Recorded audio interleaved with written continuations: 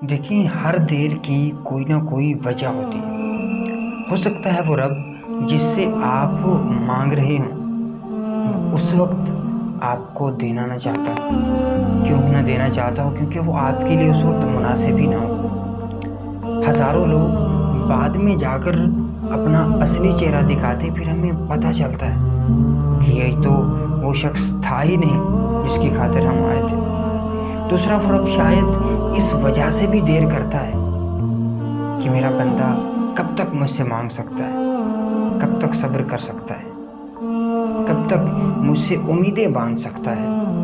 اور پھر رب ذوالجلال اس وجہ سے بھی دیر کر دیتے ہیں کہ جب آپ کا مانگنا، آپ کا تڑپنا، رب سے آرزوئیں کرنا رب کو پسند آ جائے کہ دیکھو میرا بندہ کس محبت سے، کس لاڈ سے مجھ سے مانگتا ہے۔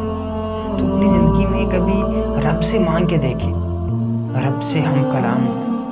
کبھی رات کے تیسرے پہر اٹھ کے کھڑے ہو جائیں، تہجد ادا کریں، رب سے باتیں کریں، رب سے لاڈلی عبادت کریں۔